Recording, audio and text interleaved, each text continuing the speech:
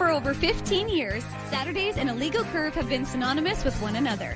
With insight, analysis, and interviews regarding the Winnipeg Jets, the Manitoba Moose, and all around the NHL, here are Dave Manouk, Ezra Ginsburg, and your host, Drew Mindell.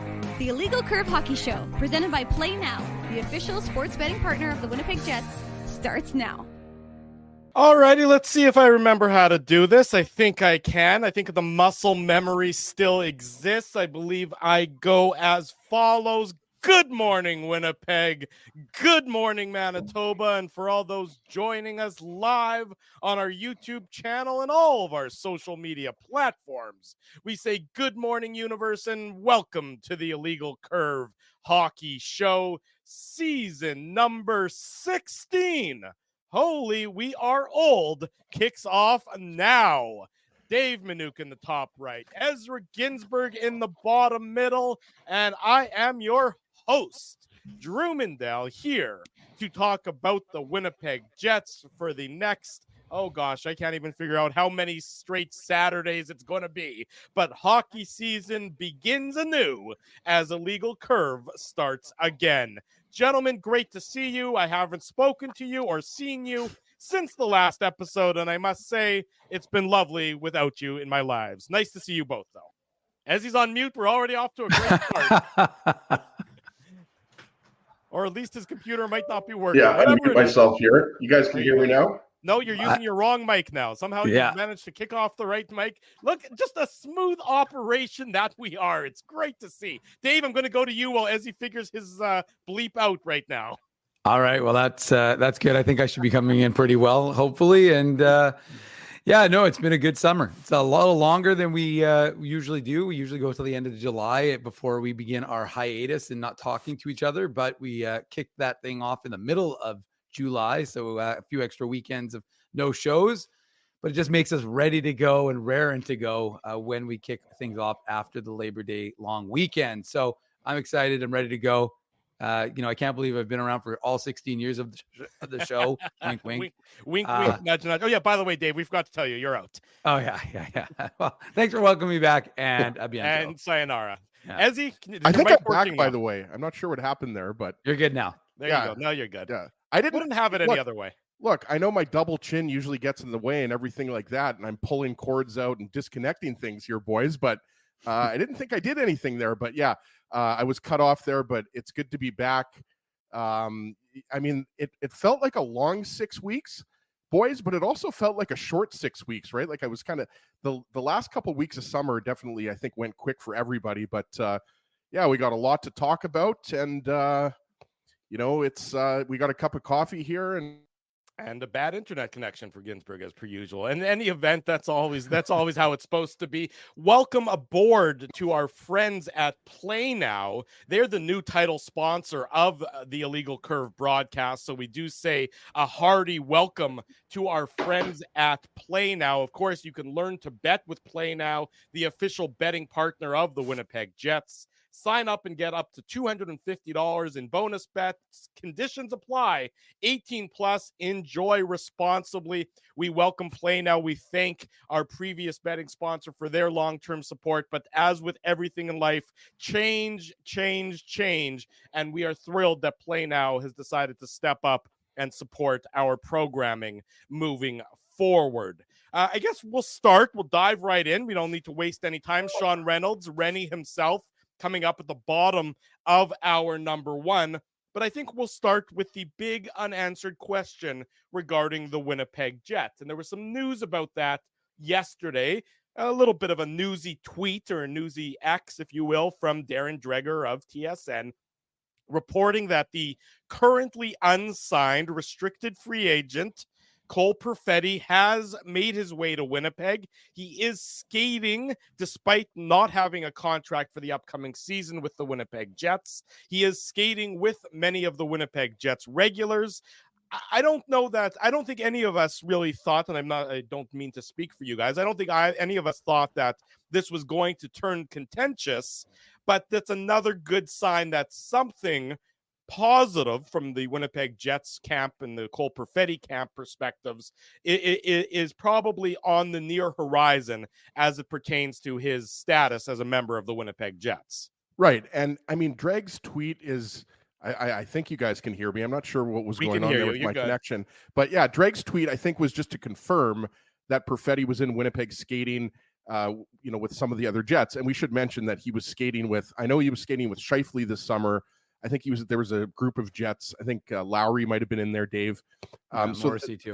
Morrissey. So that shouldn't come as any surprise there. He was just confirming. And look, guys, Perfetti is going to be the Jets representative in the media tour, right? So That's big. I mean, that's huge. They're not going to put Perfetti in the media tour if they're not going to sign him. So I actually, I thought there was going to be a contract this week.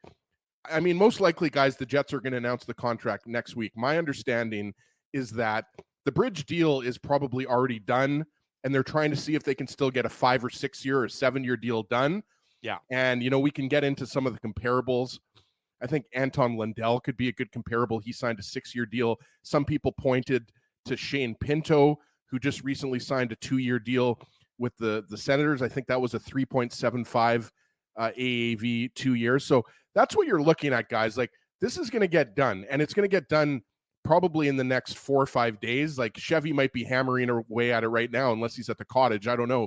But the Jets are going to announce this contract, and I think, we're going to be talking about, other things when we do the show next weekend, Dave, but I don't think anybody, is surprised that Perfetti is in Winnipeg skating with his teammates, because we're expecting the contract to be announced, like I said, in the next 4 or 5 days. Well, Yeah, sorry. No, What I was I was just going to say, the only thing I'd say is I am slightly surprised because generally speaking, RFAs don't come to the city that they're, just waiting to sign a contract with. There's obviously an injury concern, which could create a situation. So you, generally speaking, I was trying to remember, maybe you guys can jog my memory here, but like, when it was Kyle Connor, Jacob Trouba, Patrick Laine, Josh Morrissey, guys, generally speaking, don't come to the city in advance, which I think is obviously a very good sign that, like we talked about, and like as he just said, I'm of the same opinion that Perfetti and the Jets most likely have that 2-year bridge deal already done. They're just trying to figure out, they're doing a little dance to figure out. Like Drew used to say, it's in the drawer. The contract is in the drawer. They just have to take it out of the drawer. And that was the old, maybe there's a 5 or 6 year deal that could happen, but it seems likely, guys, that it's going to be a bridge deal, right? Well, for right now, that seems the most likely. I'm saying as of right now, that's the fallback position. I mean, that's that's the worst. I mean, I'm going to say worst case scenario. Obviously, that there's worse things, but I mean, I think that tells you where things are at. Is that yes, there's probably a contract, just ready, ready to go if they can't come to that long-term deal. But both sides are working towards that as the ultimate goal. That they would, in an ideal world, training camp or the Jets Fan Fest is 2 weeks from today. So I think, reminder, of course, to everyone that we'll be there. So live, come say hello. That's right. We'll be, of course, at Hockey for All Center 2 weeks from now, a live on location edition of the Illegal Curve Hockey Show, as Jets that's the official sort of kickstart to Jets training camp. So like Dave said, we will be there. But I mean, I think that, in an ideal situation for the Winnipeg Jets, they are spending the next 2 weeks to see if they can get to that longer term 6, 7, 8 year contract. Let me interject quickly. I don't think they have that much time because remember the media tour is next week. And Fair. so my thought, and so that's when Cole Perfetti will be heading to Las Vegas to represent the Winnipeg Jets.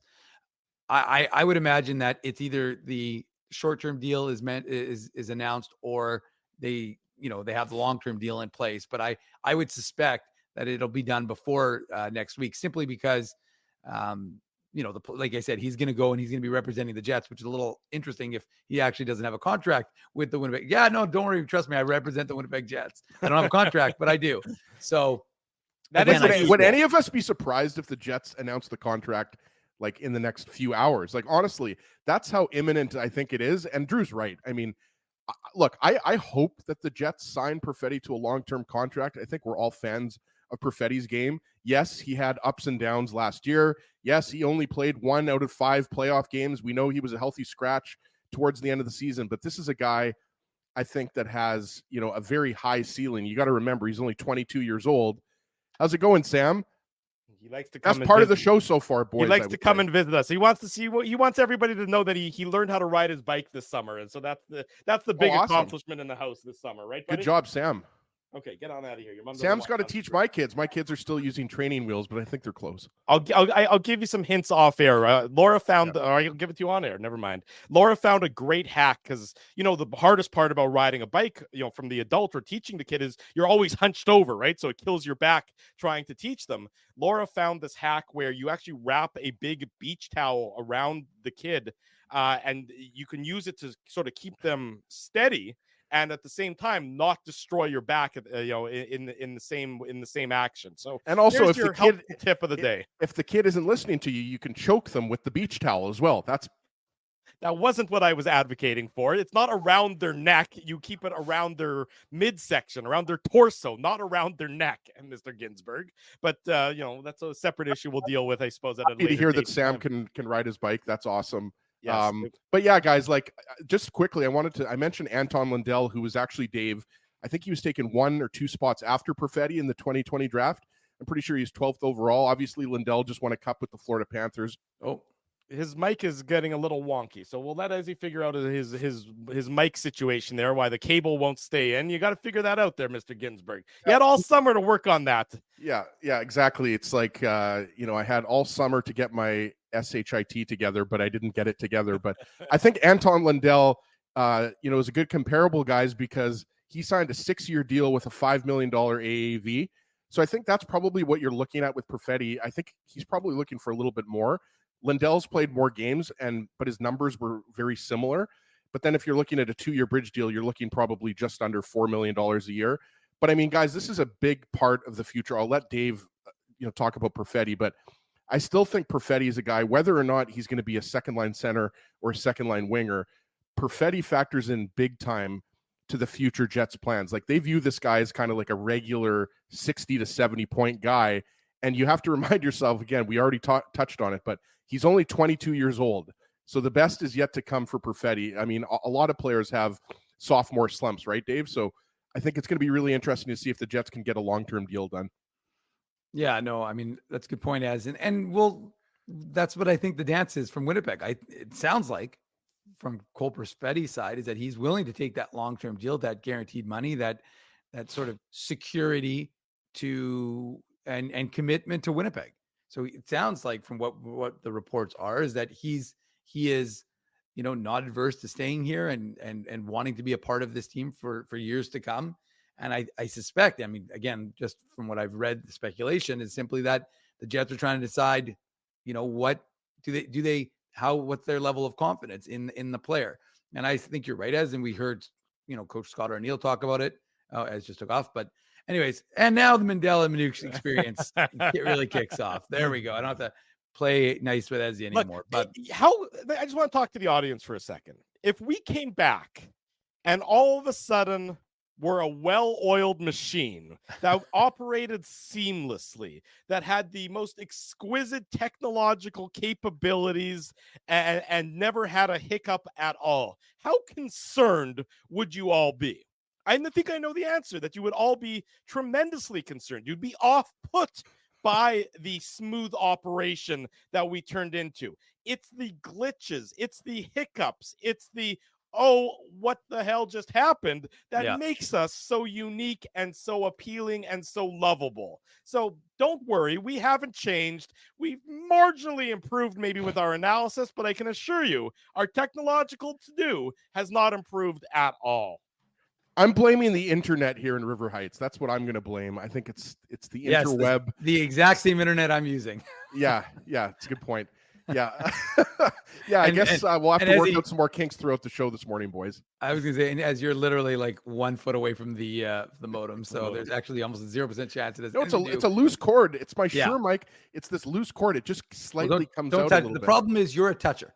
You can't sit I am still. A toucher. True. I'm a toucher. He's a toucher. He's a hugger. He's a toucher. I'm a hugger. I'm all sorts of. He's a big dumb animal, folks. He's our big dumb animal, but he's a big dumb animal, folks. And unfortunately, he's doing it again. He's touching it right now. So unfortunately, he tends to lead to problems with the mic. So hopefully he's good. We've got an extra cord, So I want I'll the get chat, that to Ezzy during the break. every time Ezzy touches the mic, I want somebody in the chat to write touch for the remainder of the show. Just keep writing touch every time Ezzy starts messing with something that he's not supposed to be messing with. That'll just sort of give an example of the number of touches that happen in the course of a 2-hour broadcast here. Anyway, so before and after Ezzy's disappearance and reappearance on this show, to me, the Perfetti situation is just, I think the Jets are just trying to play slightly cautious, but it does it's sort of interesting because, right, you're hearing people say, oh, it's not close or not close. Then suddenly he's in town.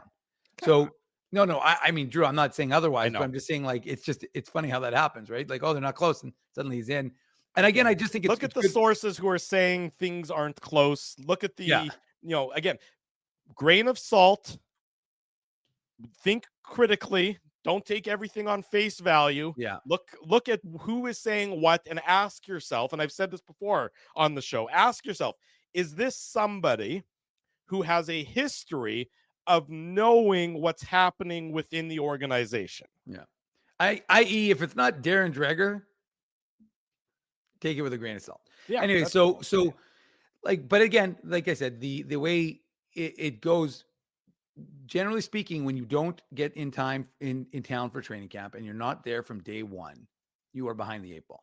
And so I think it's a good move by Cole Perfetti. And again, I'm inclined to still believe that he's going to have a deal in place and signed before training camp officially gets underway. I think in 10 or 11 days, or no, 11 or 12 days, whatever it is. So we'll see where it ends up playing out. But yeah, I mean, my thought process would be before he goes to Vegas next week, he will have a fancy new contract, in place. Whether it's a 2-year deal, Ezzy, or a 5 or 6 year deal, that's the only question mark for me. Whether he signs that contract, especially now that he's here, is not even a question anymore. And the Jets need him. He's an important piece of this team moving forward. I mean, we know that Rick Bowness, he doesn't like young players. I mean, that's just been the reputation of him. I remember you mean analyst Rick Bowness, not coach Rick Bowness? That's right, analyst Rick Bowness now. I remember that, when the Jets hired him, and I'm not trying to slag on the man at all because I think he did a great job as the Jets head coach. Somebody said, who had watched him in Dallas, said, look, he's a good coach, but he's not going to play the young players. And he didn't. I mean, that's, and a lot of coaches are like that, where they don't trust young players. They don't like young players. They don't want to deal with the growing pains that come with young players. But we should mention, though, Drew, at the beginning of the season, let's not forget that, I mean, Bowness thought highly enough of Perfetti to start him as the second line center. And how long did that last? No. I'm just 4 saying. games. I mean, so he did. I'm just saying. No. You're right. I'm not disagreeing. Look, Bowness likes his veterans for sure. Yeah. I mean, there's no doubt about that. But Perfetti was the second line center to start the season for 4 games, and he did get lots of ice time on the second line for the majority of the season. It was as the season progressed, I think Perfetti lost confidence in himself. Bowness lost confidence in Perfetti. But you're absolutely right. I mean, Bowness is a veteran guy. Yeah. Then it becomes a self-fulfilling prophecy, and it about how do you get your confidence back if you've lost it, if the coach doesn't have confidence in you to give you the ice time, and it just you keep the dog keeps chasing its tail and trying to figure that one out. Thank you to Kenny's Water Bottle, the $4 donation to upgrade Ezzy's internet is appreciated. Also, I don't know how much a Shure cable costs, but if somebody wants to throw in some shekels to get Ezzy a better No. Let's not start that. I'll get a cable. It'll be fine. I'm going to take that. There's literally a cable downstairs I got for you, Ezzy. But I just wanted to read this. Sticking with Perfetti, I'm just going to read because I think it's pertinent to this conversation, boys. Yes. Scott O'Neill was asked on Jets at Noon. I want to say it was mid-August. He said, "Is Cole Perfetti being considered for the second line center spot?" And he said he really liked Perfetti on the wing, and essentially said it sounds like it's going to be Nemestikov, Ehlers, and Perfetti. So I'm just saying that again. It's Cole Perfetti, the winger, not Cole Perfetti as center. So it seems like he's disabusing us of that notion that there may be a center option. Which I don't think is a bad thing. I think for Cole Perfetti's perspective, he knows the role that the Jets are expecting him to come in and play. I think that is going to be sort of a positive in the course of his development and in the course of the season. No longer are you getting 4 games as our second line center and then being shunted off to the side. Scott O'Neill in that interview and in other interviews throughout the course of this offseason has been pretty clear about two things. One, Cole Perfetti is a key member of this team, and it's likely to be on the wing. And also, Nikolai Ehlers is a key member of this team, and as a result, should expect to see increased ice time and increased opportunity, something we'll touch on throughout the course of the show in the next few weeks, and of course, everything else. But from Perfetti's perspective, look, he knows the box that the Jets are expecting him to play within. So there's no longer the wishy-washy, the uncertainty. It's, you are our second line right winger. Go out there, dominate in that role, and as a result, you're going to continue to see increased opportunity, increased minutes, increased money, increased everything, increased importance. And I think for a young player, the uncertainty sort of being taken away is a net positive. Absolutely. And look, Drew, I know this is a cliche in hockey and sports in general, but what they're looking for is more consistency from Perfetti, right? Like there was that big, I forget how many games it was. It could have been 20 games where he didn't score a goal. I think it was like 21 to 23, Ezzy. Yeah, 21 or 23, right? Where I forget if it wasn't, he didn't have a goal or if it was a point, but regardless, it was a big scoring drought for Perfetti. And when you're in a top 6 role in the NHL, like you just can't. Okay, we'll see. Maybe David at the break, you'll go get him that better mic cord or whatever, a new computer, or throw the mic through the window. I think the problem with it's the other. I've had the same problem with these mics. They're great. The only problem is they give you these little rink-a-dink cables that, again, $500 mic, 50-cent cable. Yeah, exactly. They're a little sensitivo, unfortunately. So it's okay. We'll work it out. We're still. This is almost like the preseason for us, everyone. We don't do any test runs. We just go straight into there, and we'll make sure Ezzy gets that mic connected. But again, the Jets are going to need Perfetti. You look at the lineup. This is a Jets team that I think most people are expecting to not necessarily be as as effective as they were last year. An improved division around them. Utah is going to be a far better team. We still know that Dallas and Colorado are good hockey teams. St. Louis, not so much. Minnesota doesn't especially excite me either. But the Jets are probably going to be in a dogfight.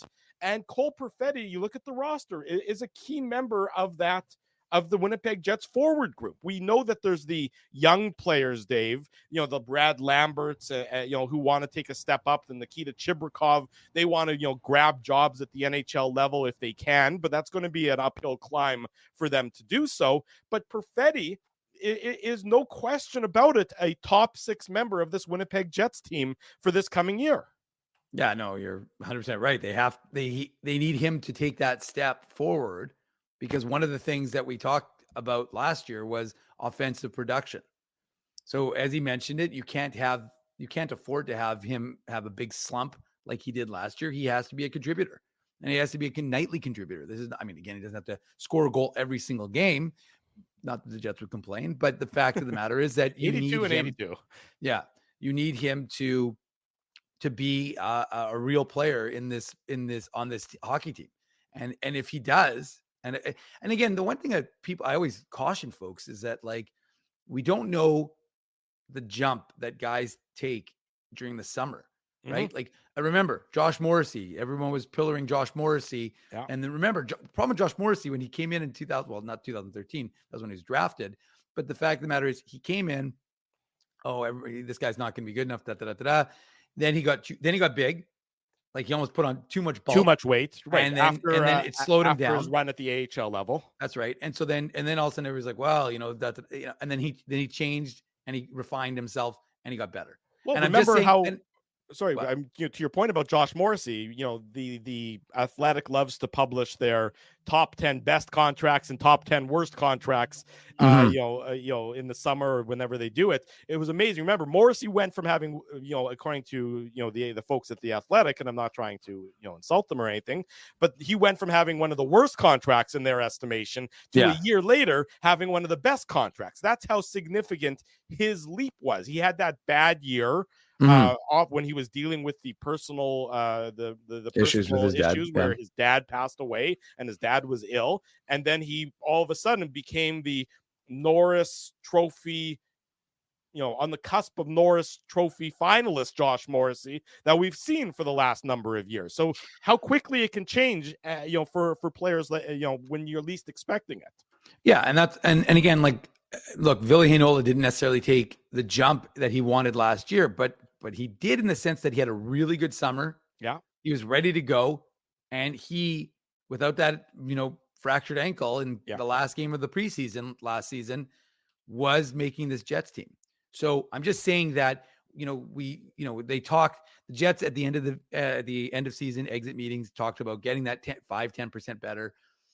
But I really do believe, especially a player like Perfetti, that you will see the growth, and we'll see what, he did this summer and how he comes into training camp. But it sounds like I said, the fact that he's in Winnipeg, the fact that he's, training with this team, that to me is a pretty good sign that he's, bought in, he's ready to go. And as you said, Drew, and I 100% agree, the Jets need his line, whatever that's going to look like, whether it's Nemesnikov and Ehlers and Perfetti, which, remember, I think it's worth pointing out, was a pretty good line when they were put together last year. And I know folks say, well, that's not necessarily a playoff line. Well, that's fine, because you can always acquire, an upgraded second line center, similar to what the Jets did last year. You can't get to the playoffs until you play 82 regular season games. And I'm just saying that, remember, the Jets acquired Sean Monahan sometime in February of last year. Yeah, right at the All-Star. But as I mentioned on the show, towards the end of last season, the Jets team was, I think their record was like 27-6-3 without Monahan, right? With the different various configurations. And we knew other guys were stepping it up. It wasn't just that second line, but I'm just saying that second line to start the season actually was pretty good. So we'll see where it plays out. But I think that this time next week, my prediction, I'm going to do a Ginsberg prediction as he's not here. I suspect that we'll be talking about the Cole Perfetti contract. I would think that you're likely to be correct, in that area. There's no reason to expect anything other than that, especially, it's one thing being in Winnipeg and skating. It's a whole separate thing to be representing the Jets at the media days. That's, as far as I know off the top of my head, and admittedly, it's not something I've really kept a close eye on. That's sort of unusual to say you're going to represent us without necessarily there being a contract having been announced or anything along those lines. That's certainly a good sign for those of you who were had concern about the whereabouts of Cole Perfetti and his status moving forward as a member of the Winnipeg Jets. Well, the status of Ezra Ginsberg moving forward on the show, we're not 100% sure of, but I know that I'm here, and I know that Dave's there, and I know that Sean Reynolds is coming up next. So don't go anywhere. It's the Illegal Curve Hockey Show presented by Play Now. We're live on this Saturday morning. Welcome back. Saturday morning, the Illegal Curve Hockey Show rolls on. We think we have the cable resolved, although we're still going to play with it a little bit to see if that solves anything or not. But fingers crossed, we have the cable issue resolved. Drew Mindell, Dave Minuk, Ezra Ginsberg, season premiere, season number 16 of the Illegal Curve Hockey Show. I see that he's joined us behind the stage. We're pleased to welcome back to the program the man, the myth, the legend himself. I don't hear you guys. He can't hear us. It's preseason for everybody. It's okay, Shawnee. That's a good Spurs hat, though. You can't hear what I'm saying right now, so we'll let you figure that out, and then we'll get back. Holy Dinah, everybody's in preseason mode. I know you can't hear us at all. Maybe reset. Somebody text Sean and tell him to exit and then come back in for whatever reason he can't hear us. I know we were going to figure it all out. It's a smooth operation. I know. It's okay, folks. Anyways, there goes Sean back again, and he'll maybe reset and then come back and join us or something along those lines. Everybody's playing with things, fiddling with things. Again, Dave and I just seem like we're doing well. Yeah, I don't know why. Sean just texted me. He says he can't hear you guys. I'm not sure. I'll tell him. Maybe restart. Okay. Anyways, Cole Perfetti. I just looked it up because Perfetti and Ehlers and Nemesnikov, they played a lot of minutes together last year. They played 21 games together, 187 minutes at 5-on-5, and they were a net positive in terms of possession. Yeah, that's So, what I was saying. They said there is they were a good line together. Yeah, they were a pretty decent line. I mean, and that's probably going to result in them, you would think, getting some extra time and some extra minutes together, especially if Ehlers is getting that extra time as we're expecting, and if Perfetti's getting that extra time as we're expecting, and then so that should be for the Winnipeg Jets a continued net benefit. Can you hear us, Sean? I can hear you guys. Can you hear me? There you go. Excellent. We can hear you loud and Excellent. clear. Yeah. Welcome. How was the summer? It was great, guys. How's your summer? Our summer was fantastic as well. We appreciate you. Are you back into hockey mode? I know we'll get into the Jets. Are you? But is your mindset there yet? You leave hockey mode, Drew? What is going on here? In August, I do. In August, the entire world shuts down for hockey. How dare you? How dare you? I know. The host of a prominent hockey show stops thinking hockey at some point. It's unfathomable. Well, you know what? As another prominent host of a hockey show, I guess you'll take the +1 in that case over me. But yes, in mid-August, admittedly, it is not front and center in my mind. No doubt. I'm just trying to get the bugs out, busting your balls a little bit here. We'll find our groove here. It's all good. We were talking in the first segment of the show, Sean, about Cole Perfetti. I mean, I'm sure you saw the tweet from your colleague at TSN, Darren Dreger, there saying that Perfetti's in town. He's going to be representing the Winnipeg Jets at the media tour next week in Vegas, which all of us sort of thought, well, that's unusual for that to be, them to hand that to a guy who's not currently signed. But I mean, are you sort of on the same page as us that, it's probably basically done, at least a short-term deal, but they're still trying to hammer out something longer? Yeah, I mean, I don't know if I'd say that, but I had never for a second thought that there was any kind of worry that he would be going anywhere or that there was a problem behind this. This is just, he's kind of got one of those in-between careers right now in which I think the Jets and his camp believe that he can be great in the NHL. He hasn't quite got to that point where he can establish and say, like, look, lock me down for a long-term deal because I've proven to you what I am in the NHL. I'm a very known commodity, and thus all, you can pay me this much. I always kind of look at a comparison of a Winnipegger and Seth Jarvis and where he's in his career. He's really kind of established himself. He's been able to earn more ice time on the team that he's on, earn more opportunity, does a good job putting up points, but outside of that brings a lot of value in what he is when he's not putting points on the board.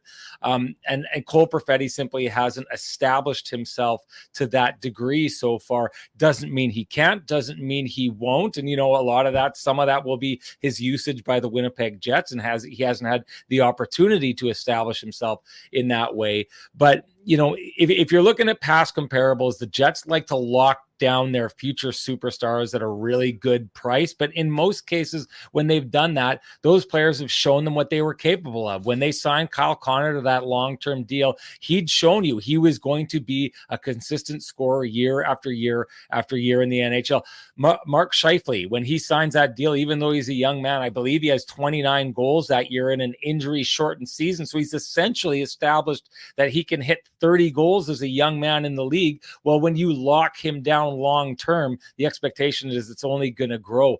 The Jets do a really good job of catching their stars as they rise. This is just a case, I think, where Cole Perfetti hasn't risen to the degree he would like to establish a value that he's comfortable locking down long term. So he's going to need a little bit more time to show the hockey world and the Jets what he's capable of. And so to me, bridge deal makes perfect sense here. I think I can. Okay. Anyways, Sean, question I had for you is more about Nikolai Ehlers, the other unknown, the other great question mark with respect to the Winnipeg Jets this summer.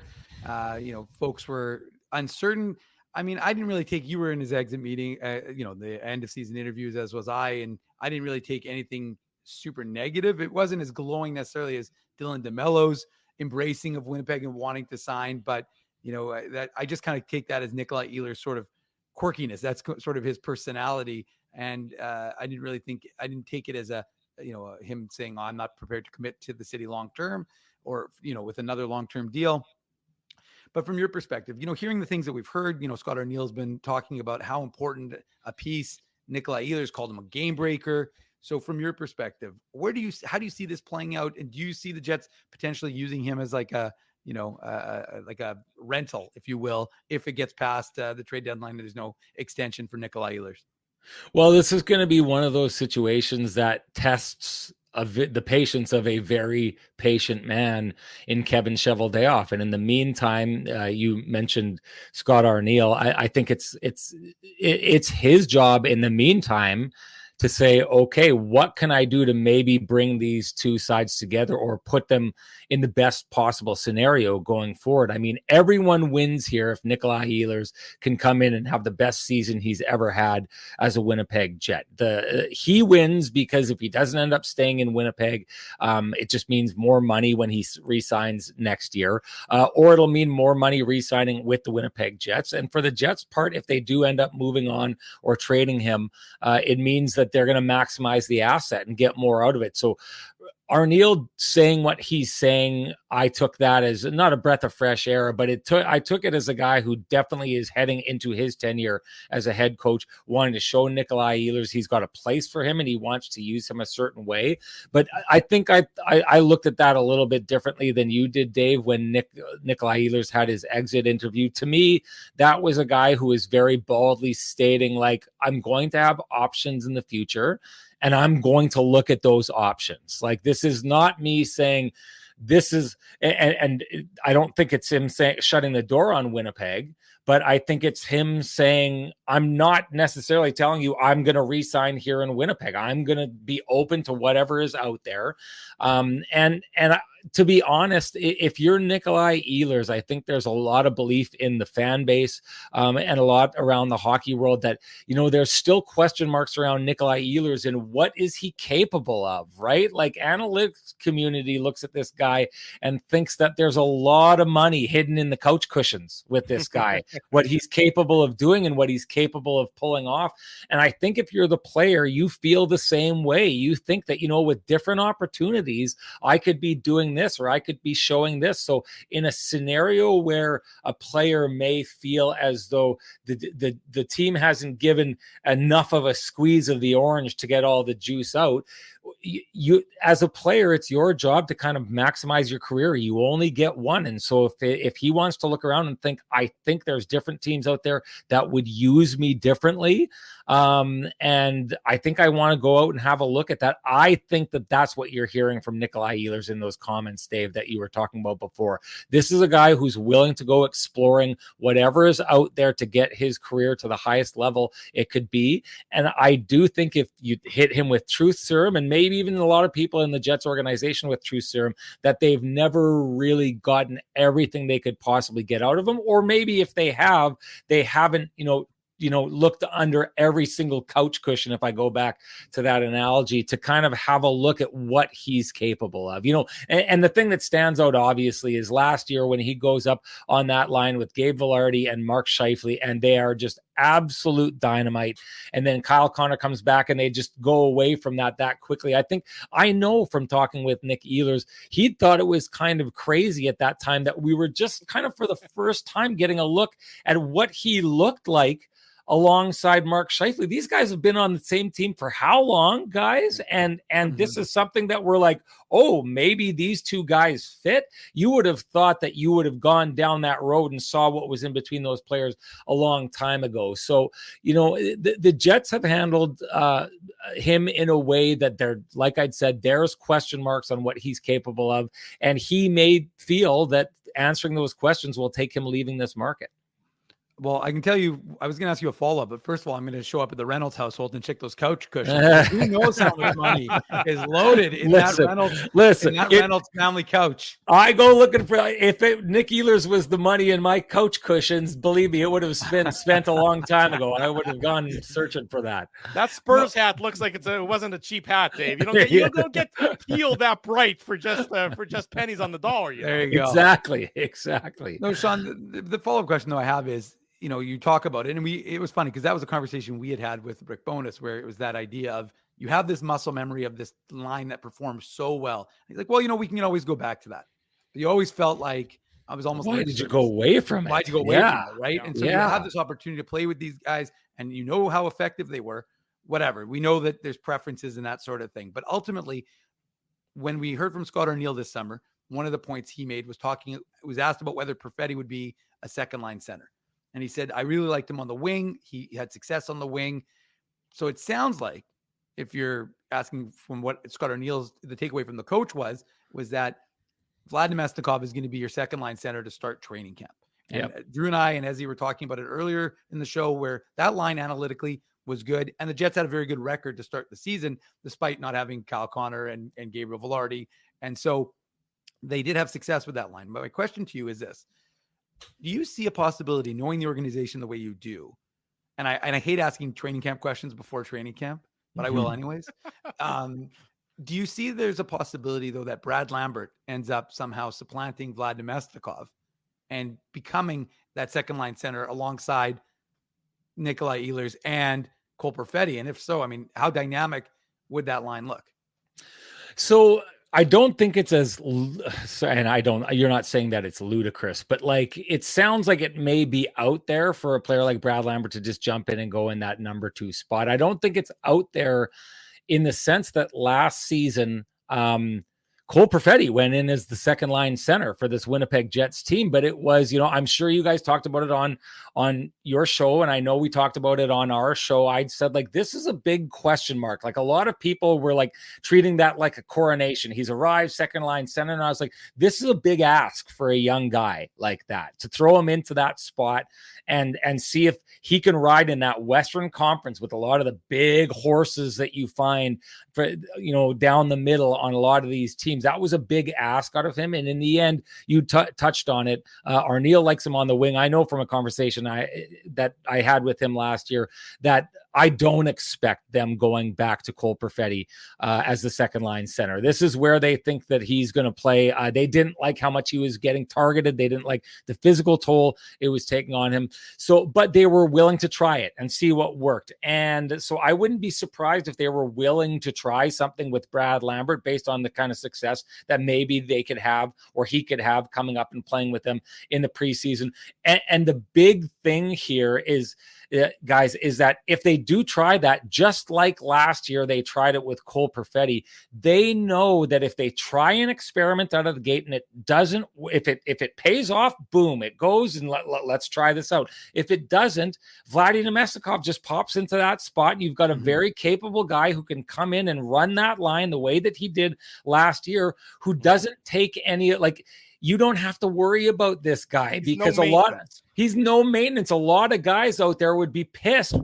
I'm your second line guy, but you're dropping me down to your fourth. He's not that guy. He's going to do whatever you ask him to do. So the luxury of Namestnikov allows you to experiment, to try things, to go with experiments that don't have a high likelihood of panning out. But if they don't, your plan B is a pretty darn good plan B. It's probably better than your plan A to start with. So, I mean, they'll take a look at anything. They'll try to find a spark wherever they can, and you can do that because you've got a guy who you can start on the year as the fourth line center, or even on fourth line wing, because I think that's where he started last year, guys. Rasmus Kupari, if I remember, was the fourth line center to start the year last year, and the guy's just going to say, yeah, whatever you need me to do. So they've got that luxury. Vladimir Namestnikov has been really important to this team. Sean Reynolds, our guest Saturday morning. You're watching the Illegal Curve Hockey Show presented by Play Now. Sean, one of the players that I don't think I've heard his name once this summer for the Winnipeg Jets, which is sort of bizarre because he's such an important catalyst for this team, and he's a top line player for this team. I'm talking about Gabe Velarde. Yeah. I mean, he's a guy who was important for the team, who really produced last year, albeit, as has been the case in his career so often, an injury-riddled, an injury-shortened season. But to me, Gabe Velarde is a huge difference maker for this team. And nobody, as far as I know, has really said a word about him since the end of the season. Yeah, I mean, I think what everyone's just waiting for. So the two question marks about him are, can he stay healthy, right? But is that flourish that we saw of him while he was healthy, is that who Gabe Vilardi is as a Winnipeg Jet? Did they unlock that potential, or did he just have a really good run and we're not sure of what he is, right? So I think it's one of these things where people don't know what to make of him. So you don't talk a lot about him because is he going to come in and be that guy who shoots the lights out? And had, quite honestly, guys, like I marveled at his touch in and around the net. Like when that guy gets to the net front, I was wowed by that. And that's what the Jets need. The Jets have a lot of skill and speed that can play that outside game and score from distance a little bit. They don't have a lot of those guys who just take it to the front of the net and say, you can't stop me. And once the puck gets to me, you can't stop that either. Right. So he is massively important for this team. But you don't know if he can put together a full 82 game season. It's been hard for him to do that. And then the other part of it is what we see from him? Is that the new him? Is that what we can expect from him night in and night out? Or is that just, the best possible version of Gabe Vilardi that we could expect, and one that you shouldn't expect to see over and over again? I think I saw enough from him to expect that while he's healthy and while he's playing and while the Jets put him in good situations, and they will, right? They're going to put him in situations to succeed. I think that he's a guy who could really be a carrier of the offense for the Jets this year. And I'm just going to go out and I'm going to say, I think he will. Yeah, it's funny. You look at the Jets. I mean, they have guys who are big bodies, who are, let's say trucks in front of the net, but they don't have the same skill that Vilardi does. I mean, Lowry's Lowry, you put him in front, it's hard to move him, but he doesn't have the depth. He doesn't have the touch. He doesn't have that goal scorer's mindset. I mean, we remember Vilardi last year, especially on the power play, down right at the edge of the blue paint, and then just deciding to do what he wants to do with it, and having the hands to pull it off as well. He's a bit of a unicorn on this team, especially in the top six. And if he can stay healthy, I think that he's going to be, could be a breakout player, not just on this team, but really in the league in general. I think if he can stay healthy, I think more and more people are going to be talking about him throughout the league. Yeah, well, and the thing that I'm really watching for is, remember, guys, him on the power play, he was a cheat code on the power play because he was so good in tight in that spot. If he could get the puck in that spot, which the Jets did a really good job of getting it to him, and if you didn't attack him, he'd beat your goaltender because he's just so good in tight. But if you did, he was so adept at finding passing lanes without looking, with like those no look passes that didn't just go up high in the slot to Sean Monahan quite often once he got in there, but the other side of the ice and Kyle Connor and getting that one-timer from the other side. The one thing that I'm interested with that is will that cheat code continue, or can teams maybe find a way to shut that down now that they've seen it a little bit? Now, this is the interesting part for me, guys, and I'd love to hear your thoughts on it. But when they went to the playoffs, it seemed like that kind of got shut down by that.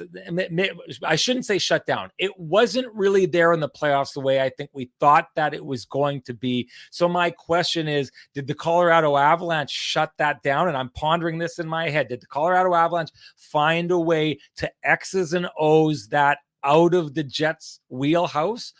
Or was it just not clicking at that time, right? And that's a big question for me, because the one thing I saw was for a good chunk of the year was nobody had an answer for what Gabe Vilardi was capable of doing. And if that continues that year, it's just a guy who's running rampant and unstoppable.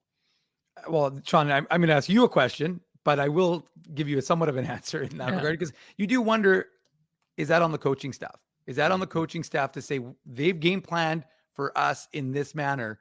We need to adapt. And that to me, I think, was the biggest kind of thing that stood out from that series. And I go back to, I think it was game 5, Jets are down 2 goals, and the Colorado Avalanche are looking like the team that are down 2 goals and are planning to try and get back into this game. And the Jets looked like they were defeated lost at that point in time. Right. But my point is that, like, it just didn't seem like there was that dynamic thought process that you're talking about to try and say, listen, we need to be able to adapt and evolve mid-game or in between games, that you're not seeing enough of that. And so we'll see, whether that was a coaching issue or not. Potentially it was. We'll see, again, what happens this year. They've obviously got new coaches in the fold and under new head coach Scott Arniel. My question to you, and we haven't had a chance to really talk about it, and we'll talk about it probably a little bit later, but more the big trade that happened. And it was a summer of trades, a very unusual August in that regard. A lot of business in the hockey world when usually things are, it's called the dog days of summer for a reason. But, and I know you and Kenny did a show about the trade, you did a pop-up show, but just, maybe with us, what were your thoughts? What were your biggest takeaways of the acquisition of Brayden Yager and then, of course, trading Rutger McGroarty? Well, my takeaway with Kevin Cheveldayoff and the patience that he shows in this situation is at some point, I think what Kevin Cheveldayoff understands about GMs that other GMs over the history of the game who sometimes panic and get rid of a guy. We always hear this. Oh, the guy comes out and he says that he wants a trade, and now that GM's bent over a barrel, right? Mm-hmm. And he's never going to get full value back. The one thing that Kevin Cheveldayoff seems to really understand is that in the end, if you really do want the player, you'll pay the price, right? And so he knew that there was a value and there were certain teams out there, and probably he'd had a lot of conversations with Pittsburgh before that, and they weren't offering a certain amount. And in the end, it's like, look, I know you want him. If you want him, this is what it's going to be. If you think that I'm going to break, and if you think that I'm going to fall apart or whatever, you're thinking from the perspective that, well, what if you lose this guy? What if you go another year and he's gone? You're going to be in a lot of trouble here. But Kevin Cheveldayoff can say back, okay, and maybe that'll happen. But you don't get the guy that you want. If you really want him, let's just make a trade, right? So the patience and the steady hand on the wheel that Kevin Cheveldayoff shows in this situation comes from a place of knowing certain guys want that guy and saying there's a price that has to be paid. That's how it's going to go. That's how you end up getting out of this situation and not being put in a really bad spot, right? Because basically he trades out, the 2022 first round pick for the exact same spot in the 2023. And he goes out and he gets a guy who's highly skilled. When I talked to a lot of scouts, and you heard Jay Bukala on our show, if you check that out, but a lot of the scouts that I talked to think that the Jets have the player that's going to be the better player in his career out of this. Now, where I think that this harms the Jets is I think when they went out and got Rutger McGroarty, they were going out and they were getting something that they really needed. And what that was is kind of what we talked about earlier on with Gabe Vilardi, that attitude and the player who's got the capability to say, I'm going to the front of the net, you're not going to stop me. And once I get there, I'm probably going to do something nasty with it, right? We saw Val Nichushkin do that to the Jets in the first round of the playoffs last year. And that essentially, in my mind, is 35% of what knocked the Jets out of the playoffs last year, the inability to find an answer for Val Nichushkin, right? And so the Jets don't have a lot of that. You mentioned Adam Lowry. He's able to do that, but he doesn't have the depth, I think is the word that you use, the scoring touch. And I agree with that. Definitely not on the level of a Val Nichushkin or something like that. So the Jets, I think, needed more of that. And I've said this before on my show, the Jets do a really good job of signing a specific kind of player. So Kyle Connor is Jack Roslovic to a degree, is Nikolai Ehlers to a degree, is Cole Perfetti to a degree, is Brad Lambert to a degree. They've got a lot of these fast, skilled guys who open up the ice, but that the complement of having, along with that sharp knife that can cut through defenses, that hammer that can bludgeon its way through defenses is what the Jets lose out with Rutger McGroarty, because Brayden Yager is kind of going back to what the Jets have a lot of. So that's where the Jets kind of get bit in the butt on this one. But I take a look at Pittsburgh and I think it made sense for them to go for that because A, maybe they want a little bit of more of exactly what I'm talking about, but B, you're probably talking about a player who's at least a year further down the development path. And when you've got the likes, an aging core with Chris Letang and Evgeny Malkin, of course, Sidney Crosby, you want to get that guy up under the influence of those guys for as long as you possibly can. So if you think that McGroarty's going to get in the door faster than Yager is, it probably makes sense from that idea. we've spent the last 27 or so minutes, Sean, talking only about the forwards. We haven't even mentioned a defenseman yet. Whereas you look at this Jets team, and I think if they're going to take a step back, if they're not going to be a playoff team, and I think they're going to be in the cusp for it all season long, it's likely going to be on the back end where the biggest question marks jump out. The right side as it's currently constructed, in your mind, is it good enough to keep this Jets team as a playoff team for this coming season?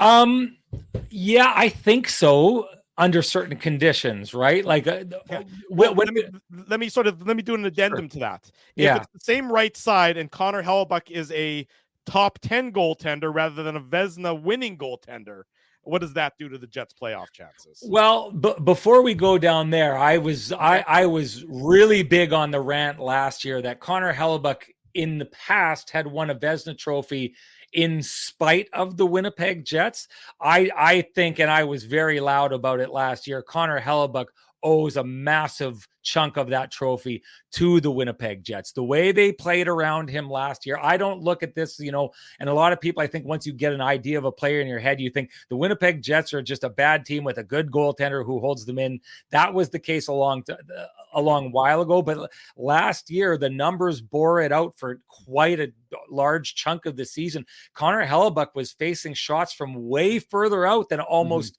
every goaltender in the league. Like, the Jets were keeping shots from distance and putting him in a great situation to succeed. So, I mean, if he falls, my guess is that he falls, from first in the league to like top 10 or 10th or whatever. It'll be because the team around him's game has slipped, right? I think last year you got to give credit to that defense and the forwards who were committed to the back check. We saw, I was thinking in my head of plays where Nikolai Ehlers was coming back and stealing the puck on the back check and heading it up ice. Everyone was really committed last year, so that's why it worked. And in the end, this is sorry to be long-winded, guys, but this is a way of me saying, I think in the playoffs last year, the Jets defense got exposed. Like that, I think the Jets defense showed that you did not have the kind of defense last year that was going to take you very far in the playoffs. And when I talked about Val Nichushkin going in the front of the net and the Jets' inability to move him, that's kind of what I'm talking about. And then the big guys who could move him, the likes of Dylan Stamberg or Logan Stanley, were kind of cutting their teeth in the playoffs and making the mistakes that young guys make. So they weren't there, right?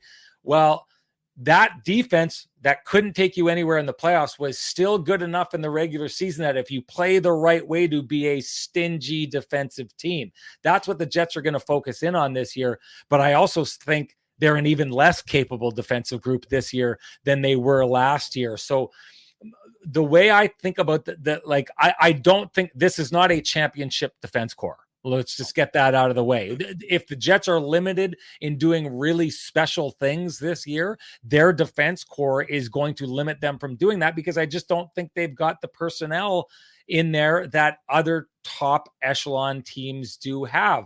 But if they kind of continue with Arniel under the bonus philosophy of playing that gritty team, full ice team defense, I think this team can still get to the playoffs. But I think that you're playing a system that masks your weaknesses. And I think they did as good a job as I've seen in a long time last year of taking their weakness last year being their defense and masking it to the degree that they were the best defensive team in the regular season last year. So that's the big question mark. Can the Jets continue playing that full team defensive style of game and continue to hide the deficiencies that they have on the back end? Sean Reynolds, you know him as part of Kenny and Rennie. They'll be back for another year just as soon as the regular season starts. And of course, Sean does great work with our friends at Sportsnet. What's Kenny bringing you back from his European adventure? I don't know. Maybe some like pasta or something like that. But don't we send all the wheat from Canada to make the pasta in Italy? It seems like he's just like adding a carbon footprint to bring me back some wheat from just down the road here. You got to get some olive oil or some of the good tomatoes or something there like we that. Go. Well, it'll be a test of our friendship to see what I get back. Believe me, I will judge our relationship going forward based on what he brings back. And I can assure you, I will antagonize the situation as much as I possibly can as well. I love it. I love it. Torque it up. Turn up the heat. Sean, thanks, buddy. Have a great. We'll speak to you again real soon. We'll see you for the start of the season in just a couple weeks' time, at least the start of training camp. Appreciate you joining us this morning. Yeah, thanks for having me, guys. Great to see you back and have just a killer season. I know you will. Likewise. Thanks, Sean. Take care, Sean. Thanks very much. There he goes, Sean Reynolds, joining us this morning on the Illegal Curve Hockey Show. Always a great time spent with him. When we come back, we talk about the McGroarty for Yeager trade, much more about the Winnipeg Jets. It's Saturday morning. It's the Illegal Curve Hockey Show. It's presented by Play Now. Don't go anywhere. We're live on all of our social media platforms. We want to thank you for not betting with Play Now and choosing our illegal gambling site instead. Because we couldn't afford things like this without your money. So much of your money. Now you might have questions like, Do our profits benefit your community? No. Or bet with Play Now, Manitoba's local legal and secure gambling site. Holt Dental, the new official dentist of Illegal Curve, has a philosophy rooted in two unyielding principles: genuinely caring about patients and providing outstanding service. Being a patient of Holt Dental means more than just checkups and treatments. It's taking the time to listen and talk to each patient so they can achieve the best long-term health, functionality, and aesthetics for their teeth, mouth, and gums. Conveniently located at Grant Park Festival on Taylor Avenue, Holt Dental is dentistry of the highest quality in a comfortable and relaxed environment. For more information, visit holtdental.ca. Oh, and there's plenty of free parking at the front door, too. Kids eat free all September long at Boston Pizza. That's right. For the month of September, kids eat free with minimum purchase. All this for, what's that word again? Yeah, free. Boston Pizza. Hurry in. Celebrating its 40th year as Winnipeg's home for stand-up comedy, Rumors Restaurant and Comedy Club has recently been named Canada's top comedy club and a top 5 comedy club in North America. From birthday parties to date nights to fundraisers and everything in between, Rumors is your destination for the best and most affordable live entertainment Winnipeg has to offer. For more information on upcoming shows, Rumors' incredible promotions, and to purchase tickets, visit rumorscomedyclub.com. Hour number 2 of the Illegal Curve Hockey Show, live here on our YouTube channel, presented by our friends at Play Now. Learn to bet with Play Now, the official betting partner of the Winnipeg Jets. Sign up and get up to $250 in bonus bets. Conditions apply. 18 plus. Enjoy responsibly. Drew Mindell, Dave Minuk with you on the Saturday morning. Unfortunately, Ezzy's technical difficulties have continued unabated, so we will hopefully see him, if not later today, then he'll be back, of course, for next Saturday's programming. Great interview with Sean. I love talking to Sean. It's always this time of year where you can sort of take a step back from the pressure cooker that is the regular season and the day-to-day intensity of it, and sort of take a much more macro view of the Winnipeg Jets. And I thought we did that with Sean, and he gave some really good insight and some really good analysis regarding this Winnipeg Jets team. We have to talk about the McGroarty for Yeager deal, because that was certainly a headline that occurred since we've been off for the summer hiatus. We knew that it was likely going to happen. It sort of came out of nowhere in the specific day that it did. But once it became evident, and it was on a Saturday morning where Elliot Friedman and some other people, reported that McGroarty had no interest in signing with the Winnipeg Jets, which was certainly a shocking event. That this seemed to be inevitable, and then it was. And I agree with Sean, that for a situation where allegedly, at least publicly, the Jets still don't have any answers as to the why McGroarty wouldn't sign here, why he went from social media superstar with the Jets, the young stars, or at the prospects, to not having any interest in the organization. The Jets, I think, salvaged the situation and made chicken salad out of Chicken Bleep a little bit. Yeah, I don't think there's any doubt about it. And I think that both sides are content to just walk away from the situation and not let it get much more public. I think that, again, if you actually listen to what is being said, I think, speaking of Bleep, I think that's a lot of what we're hearing from these guys when they try and gloss over the details. Ultimately, end of the day, the details really don't matter. The details are that, October 20th, the game when Pittsburgh comes to Winnipeg just got a whole lot more interesting. Yeah, not that a lot more tickets. Yeah, not that seeing Sidney that Crosby and Malkin Malkin are not enough of a draw. They are, of course, but now you, of course, have the added incentive for Jets fans to, and again, I'm not going to counsel people how to be, but do it respectfully. He's still a 20-year-old kid. You don't have to like him, but I just see that, one of the things he was asked, he did an ESPN interview and he was just talking about, him and Cutter Gauthier and the sort of vile nature of social media to a certain degree. And that wouldn't be our audience, of course, but I'm just saying in general. And look, I think, it ratchets up. There's a little bit more excitement for that hockey game, but ultimately at the end of the day, you're right, Drew, because it doesn't pass, just to kind of end off my thought on that one. It doesn't pass the smell test, right? Like, you can't be as thick like thieves with Colby Barlow and talking about the town and blah, blah, blah.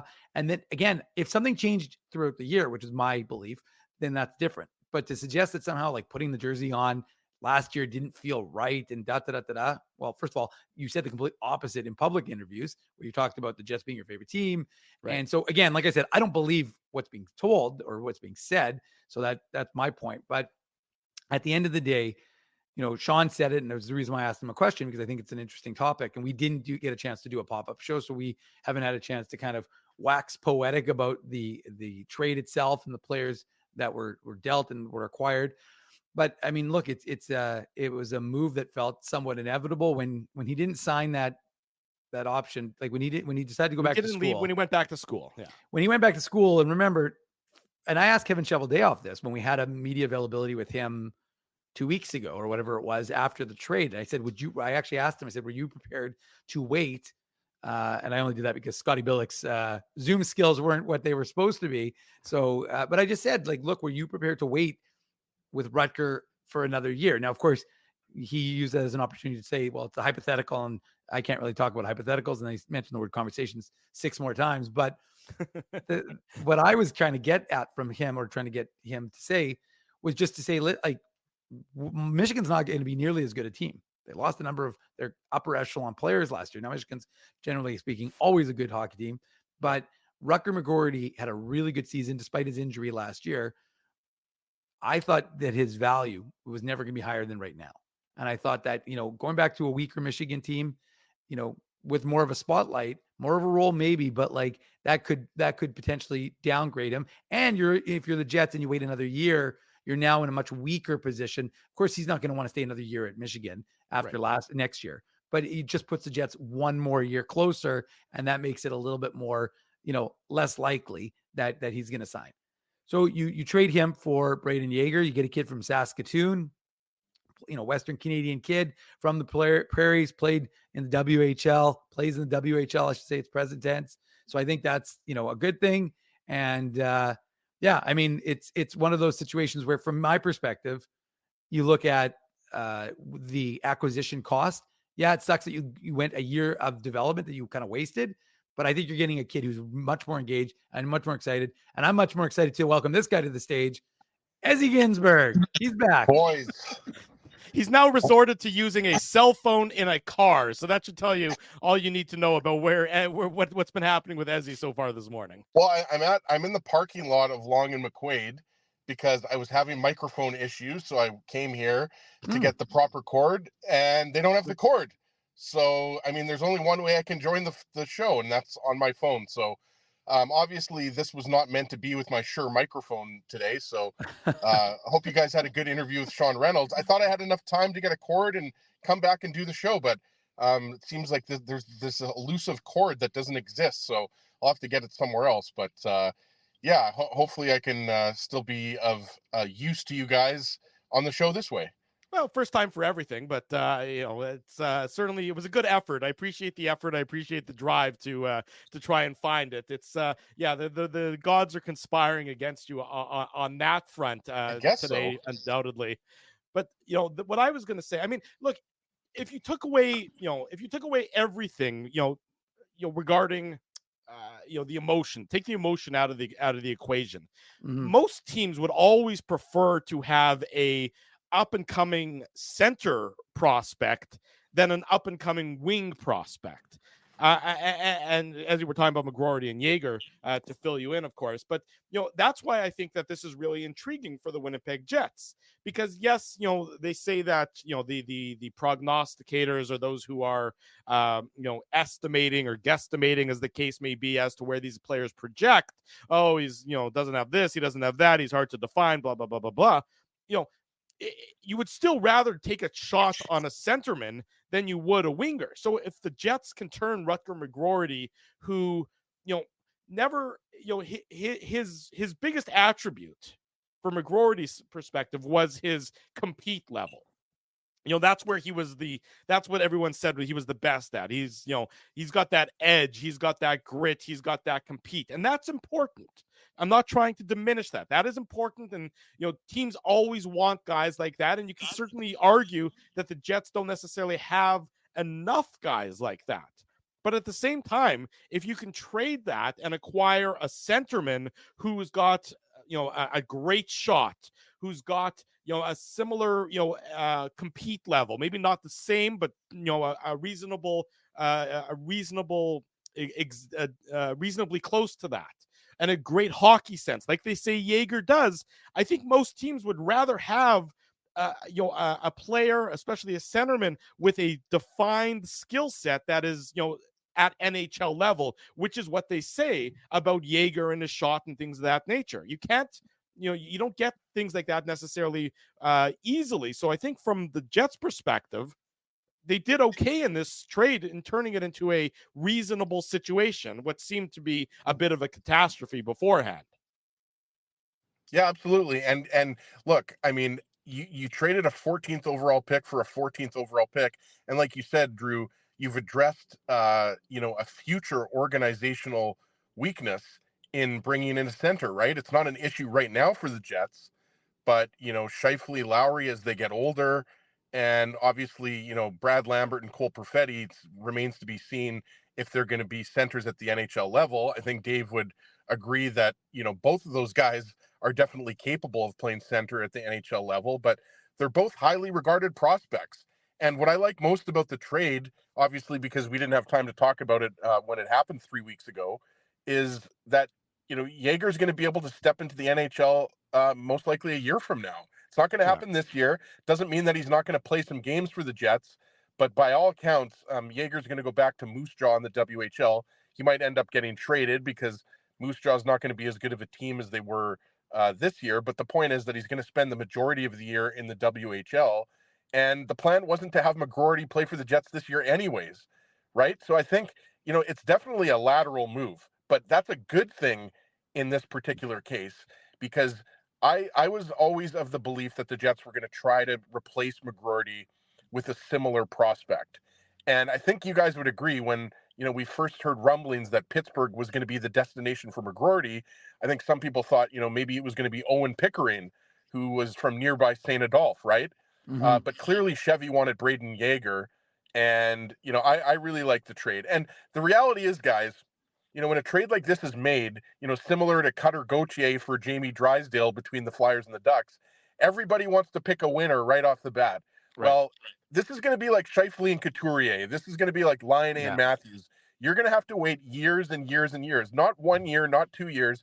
You're going to have to wait like 4 or 5 years before, we declare a winner and a loser in this trade. But I love that Braden Yeager's a Western Canadian kid. I love that he's from Saskatchewan.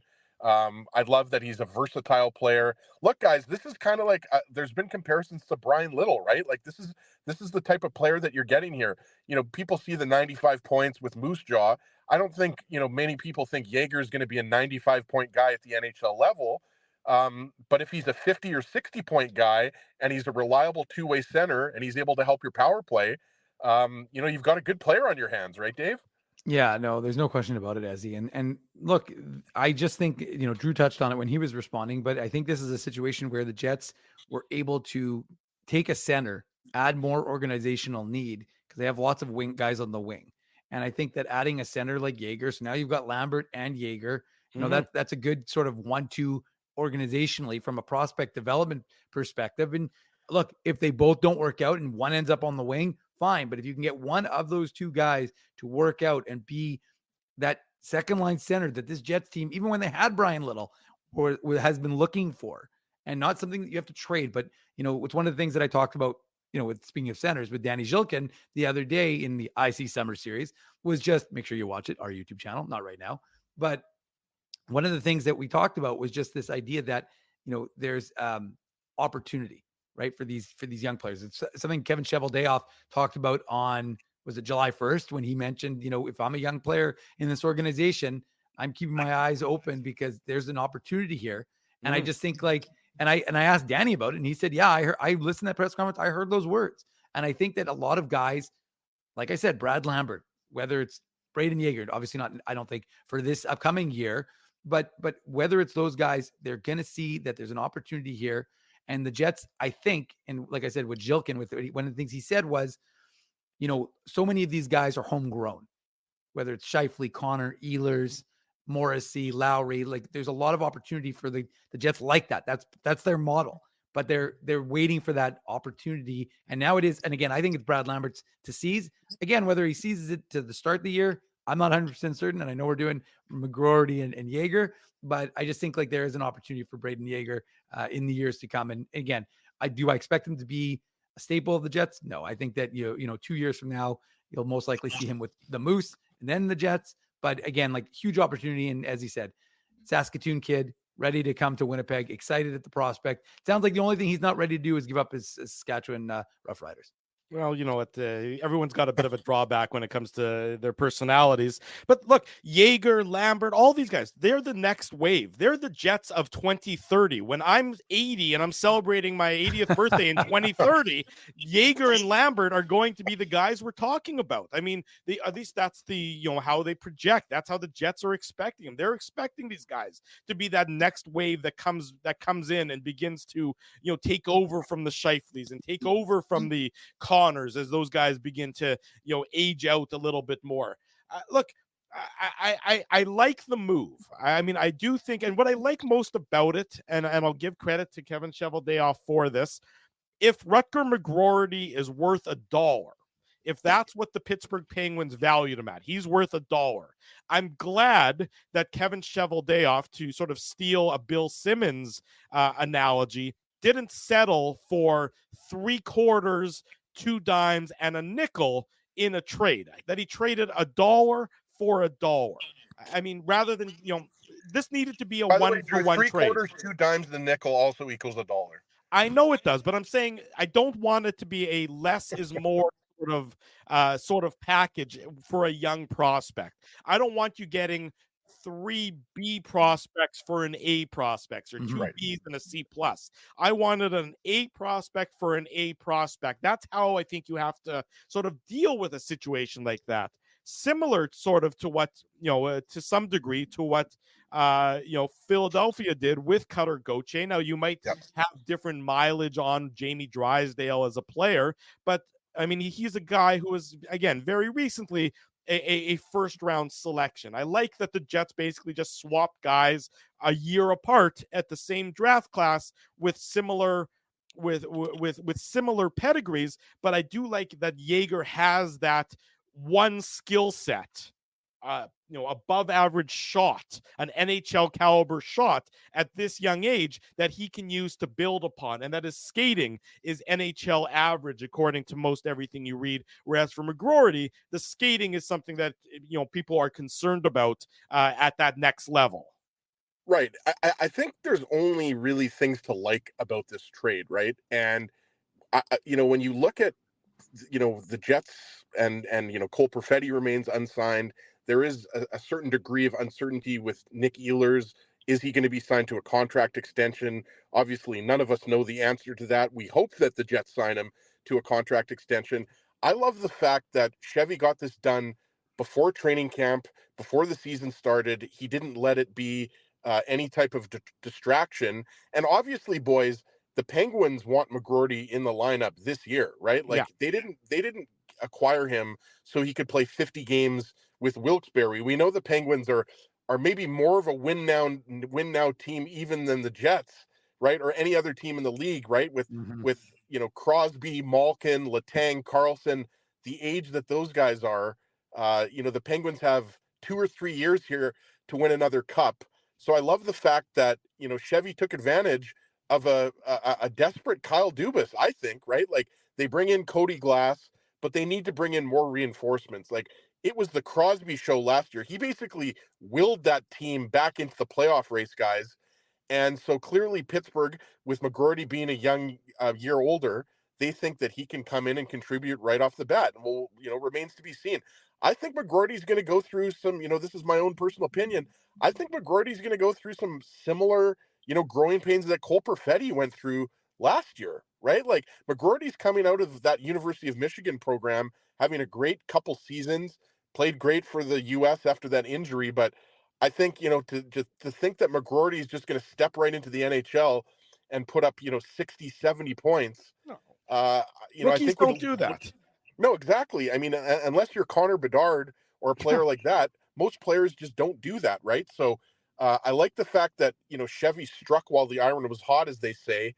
And, Kyle Dubas clearly wanted to get this deal done in August. But, yeah, I mean, the fact that I called it a lateral move, like I think, when you get a player who is going to be NHL ready within a year, I think that's, really impressive. And the fact that, I think some people wanted this to be a forward for a D prospect, but I think when you look at the Jets, incoming forward prospects, after Brad Lambert, after Nikita Chibrikov, after Colby Barlow, it thins out a little bit, right, guys? Like we know that, the Jets didn't have a first round pick at the 2024 draft and they took a defenseman.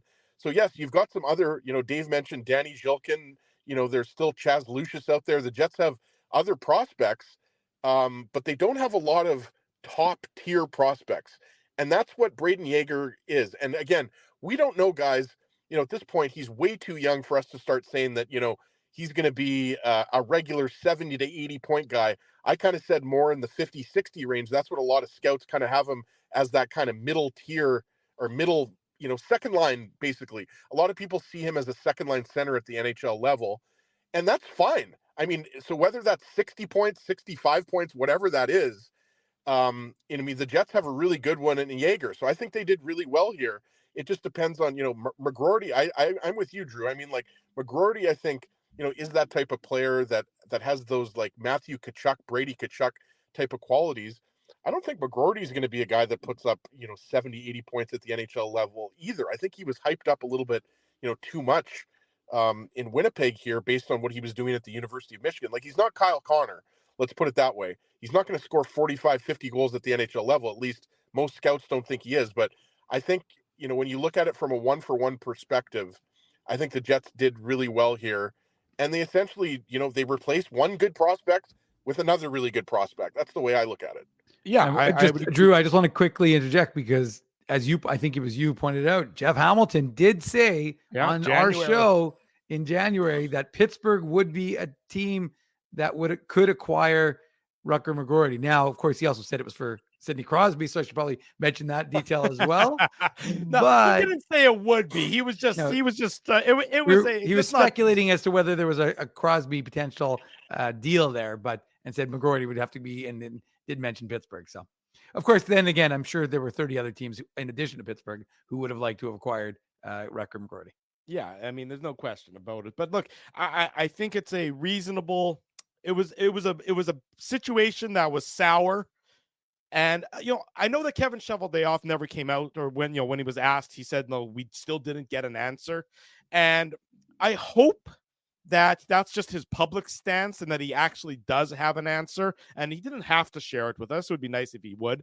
But if at the end of this all, he still never got an answer, why McGroarty, it just didn't feel right. That's a child's answer. I would hope that, behind the scenes, there was actually an answer given as to what went wrong, because to just say, it just didn't feel right. Well, I wouldn't take that from my kids necessarily. Never mind from somebody who's, on the cusp of becoming a professional. So, yeah, I do wonder if that changes philosophies regarding how you deal with NCAA players, U.S. He said it again. His public stance is it doesn't. I know it's publicly. He's not going to. Well, as he said, the proof is in the pudding. Right. We'll see. Although don't put a pudding around Ezzy because he'll eat it. But the truth is that if you wait till next, the pudding around Ezzy is also. We'll see what happens next year. We'll see what the Jets are like at the draft. I mean, look, they've got a certain track record of drafting, especially post 2016. Yeah. So we'll see what it looks like for 2025. Yeah, I think, sorry, Drew, you're absolutely right. It doesn't feel right is a nothing burger, right? Like that's just, you can't, I don't want to go to work today. It doesn't feel right. Like that's not the way the real world works.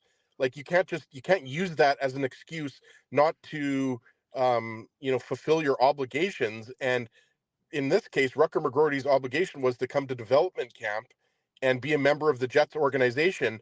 And, I'm sure you guys, this crossed your mind as well, but, did McGroarty just not want to say the truth because he didn't want that to necessarily hurt his case in potential trade talks, right? If he's the guy that won't play for the Jets because he doesn't want to play for the Moose, like, I'm just going to say it. I think McGroarty didn't like the fact that he wasn't going to get some type of assurance that he was going to play in the NHL. And I think he probably looked at what was happening with Cole Perfetti, looked at what's happened with Ville Heinola over the last couple years, and he didn't like it. I mean, he didn't like the situation, but he's got to say that. He's got to own it. He doesn't have to, then that's perfectly reasonable, and he has that leverage. So, I mean, that's fine. I would hope that he would give that honest feedback to the organization, even if he doesn't say it publicly. I would hope he would give that honest feedback to the organization. And I do also wonder if the NCAA loophole, let's call it that, if that NCAA loophole isn't something that gets changed in the next CBA. Although it's existed for a long, long time. Because remember, Blake Wheeler used that same loophole to get out of Arizona, get out of Phoenix so many years ago when he was drafted by the Coyotes in the first round, and however many years ago that would have been now.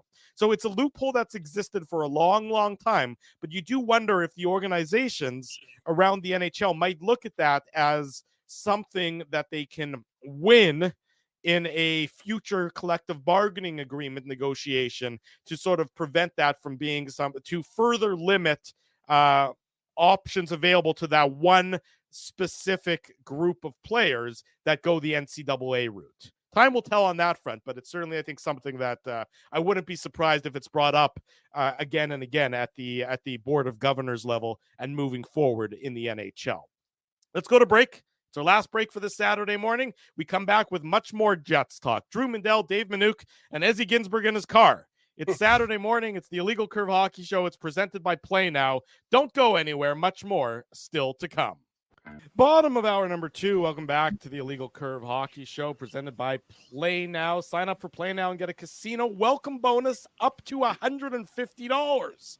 Play Now is Manitoba's local, legal, and secure gambling site and the official betting partner of the Winnipeg Jets. I don't know what that noise just was. Conditions apply. 18 plus. Enjoy responsibly. Have to also say welcome aboard to Holt Dental for joining us as the new official dentist of Illegal Curve Hockey. We say a big thank you, of course, for the years of loyal support from our friends at Linden Market Dental Center. They've gone through a bit of a change over there, but we wish them all the best moving forward, but are thrilled to welcome Dr. Jonathan Holt and the great team at Holt Dental. They've stepped up and are our new dental provider here on the Illegal Curve Hockey Show. We do appreciate their support and all the support from all of our great longtime loyal sponsors. Dave has got the finger pointing. He's ready to say something.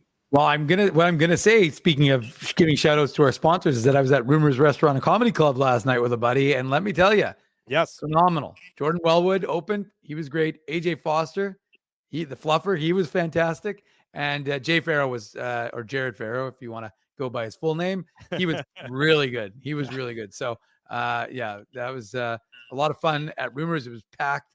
There were not a seat to be had. I tried to drop Drew Mindell's name all over the place, being like, I know Mindell. Does that get me anything? Nothing. It gave me nothing. Well, But Ezzy, I did see Sheldon Mindell. So I got to have a little stop and chat with Sheldon during just ahead of the show starting. And Sheldon went to the 9:45 show. That's very impressive. Well, Drew's already long asleep. I was not long asleep. I was working on the new commercials that you guys just saw. That's what I was truthfully doing. But no, what happens for Sheldon is that he usually will fall asleep on the couch and then wake up and make his way to the late show. That's usually that's the MO that he usually adopts. As you mentioned, Dave, Jay Farrow in town tonight at Rumors. It was a completely sold out show. Both shows completely sold out last night. The 7:15 show tonight sold out. So if you're heading maybe to the Banjo Bowl, you're looking for plans afterwards, there are limited, and I mean limited, tickets available for 9:45 tonight. So get them while you can. Rumorscomedyclub.com. I was with Jay yesterday. I had the pleasure of spending much of my morning with him. And let me tell you, he's funny off stage. He's funny on stage. So it's going to be a great night with our friends at Rumors Restaurant and Comedy Club, celebrating 40 years as Winnipeg's home for stand-up comedy. I was going to say, Drew, I obviously follow Rumors on social media, and I saw you doing the rounds with Jay, QX 104, the other radio stations. Yeah. You're like his personal handler. I wouldn't go that far. I'm maybe the personal chauffeur. I don't know that he needs me handling him at all, but more chauffeur than anything else. But yeah, it was a great. Look at you, Drew. Drew hanging out with Jay Farrow. Like, I like to think I hang out with celebrities. I hang out with Dave M. But you're hanging out with Jay Farrow. Like, well, as you did once bowl with Kevin Bozeman. That's true. That's right. And Kevin Bozeman, if I'm not mistaken, will be back for Rumors 40th anniversary. So we're going to have him on the show. There you go. We'll go bowling with him again. It'll be Illegal Curve goes bowling. I don't see. I think that'll just be maybe we'll do a post game show from a bowling alley. I didn't go for the bowling, Drew. Yeah, I missed the bowling. I might have been hungover. I have no idea. That was like years ago. But I remember we took him to McDonald's. He was really hungry. He came into the studio at TSN 1290, and then Dave and I took him for. I think he had sausage McGriddles, if I'm not mistaken. Good that you remember that. The important things in life that Ezzy has a firm grasp on. And yes, I see that Andrew Haleko asked if I'm going to the Banjo Bowl. I will be there this afternoon. It looks like it's shaping up to be a great day all around. Looks like, and the Gold Eyes tonight, by the way. Also the Gold Eyes, the rubber match tonight, the series decider, game 3. That's, I think, a 6:00 first pitch. So big day on the Winnipeg calendar. Illegal Curve, Banjo Bowl, Gold Eyes, Jay Farrow. Lots going on in this fair city of ours on this beautiful Banjo Bowl Saturday here in Winnipeg. So an exciting day all around indeed. I was talking about it with Sean when he was on with us, and to me, I still I'm concerned. I'll be honest, concerned about the Jets defense, and I know a lot of people are, and a lot of people think that I knew this was coming, Dave. Drew's concerned with the Jets defense. It was only a matter of time before Drew brought it up. Well, tell me how you can't be concerned about it. I mean, I know that you would say, well, it's the same as last year. Not exactly, but similar. But to expect the same results, the same exceptional results 2 years in a row is a big ask for me. I think it's natural, to have a bit of a step back. And I'm concerned if that step back with the same decor won't ultimately end up being what cost the Winnipeg Jets a playoff spot. Now, I do think that the Jets will probably still get into the playoffs. The depth, look, as I've been talking to people about the regular season success and then the playoff disappointment, and depth, especially up front, depth in the regular, wins you games in the regular season. Doesn't win you games come playoff time. Usually the superstars win the games come playoff time. But to me, and you look at that back end of the Jets, to me, that's just such a glaring area of concern that I don't know how anybody can sit here and say that that's not going to be, the Jets' Achilles heel moving forward. Yeah, I don't know. I don't know if I would go as far to say that it's the Achilles heel, Drew. But I mean, look, you're going to have a younger defense with Ville Heinola. We expect Heinola to be the third pairing defenseman. with whether that's Colin Miller or Neil Pionk. Dylan Samberg at 25 years old he's going to be your second pairing defenseman. So you're going to be younger. Obviously, Samberg was a third pairing guy last year, but that's what we're expecting the defense to look like. You know, in theory, Logan Stanley is your seventh defenseman.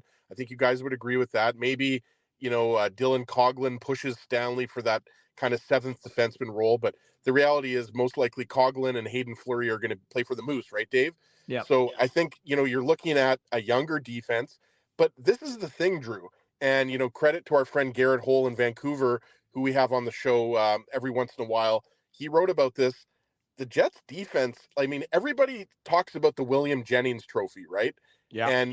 And they should, because the Jets, everyone talks about that streak where they went, I think it was 35 games, allowing 3 goals or less, something like that. I might be getting the number wrong a little bit, but everybody remembers that 30 or 35 game stretch. So everybody points to that stretch. Everybody points to the Jennings trophy and how good to illustrate how good this team was defensively. But a lot of that, guys, has to do with the fact that Connor Hellebuyck had his greatest year in the NHL. If you look at the defensive impacts, the expected goals against for the Jets defense, the last 40 games of the year, the numbers were bad. And I mean, it was well documented. A player like Neil Pionk, his struggles were well documented. I mean, it was well documented, the struggles of the second pair in general. Like, I love Brendan Dillon, and I think he was a good acquisition by the New Jersey Devils. But, I mean, after Morrissey and DeMello, I mean, the Jets struggled defensively. I'm talking about their D pairs. And obviously, Nate Schmidt and Dylan Samberg formed a good pair there on the as a third pairing, but they broke that pairing up. And we talked about it, how, it really made no sense because that pairing was analytically through the first 20 or 30 games of the season, a really strong pairing. But so what I'm saying is the Jets struggled from a defenseman point of view in the second half of last season. I mean, that was well documented. And it was also well documented that the depth dried up a little bit kind of midway through the season, right? Everybody remembers, we talked about it earlier in the show, Perfetti's goal scoring drought, but, you had players like Nino Niederreiter who was struggling to score, Alex Iafallo, like, the big story for the Jets the first 30 or 40 games of the season was how they were getting offense from everywhere, right? They were getting offense from the third line, the fourth line, obviously the top 2 lines. But I mean, when it comes to the defense, I think, I'm not concerned so much that I think, it's going to mean the Jets are going to have a bad season and are going to be this poor defensive team, because I think Heinola is going to be fine. I think, there's going to be growing pains for sure, but I'm not as concerned, I think, as you are, Drew. But I do think, look, the Jets, the biggest story for me about this year is, are the Jets going to be able to be a top 3, top 4 team in the Central Division if Connor Hellebuyck is just great, as opposed to otherworldly, right? Which he was last year. Let's be honest. Like, there were stretches there where Connor Hellebuyck just allowed 1 or 2 goals every single game. It was like clockwork. He just never let in more than 2 goals, right? So that's going to be a big story, is that, are the Jets going to be able to win some more of those close games? And that's what happened, Dave, kind of in the second half of the season, those close games that the Jets were winning 3-2, 4-2, whatever. They started losing more of those games, and then they went on that slide. And obviously they ended the season off, I think it was 8 games in a row they won, or 6 games in a row they won. Yeah. Right. But before that, if I'm not mistaken, they lost 6 or 7 games in a row and were in danger of not finishing top 2 in the Central, right? And then they weren't going to have home ice, right? So, I mean, I think it's something that, when you're looking at the Jets, you're definitely a lot more concerned about the defense just because of the struggles they had in the second half. And I look at that second pair, and I really like Dylan Samberg, and I think, you guys do, and a lot of Jets fans do. But Samberg, Pionk, that you have to ask yourself, is that going to be your second pair for the majority of the season, or are you going to have to look at Colin Miller in that position? Well, you talk about that second pair, Dave. Last year for a lot of that second pair was an area of concern, and that was with a guy like Brendan Dillon sort of trying to do his best to almost carry Neil Pionk. And Neil Pionk's had injuries. Neil Pionk is, I think the mileage is on him, and as a result, he's not the same player that he was when he first came to Winnipeg.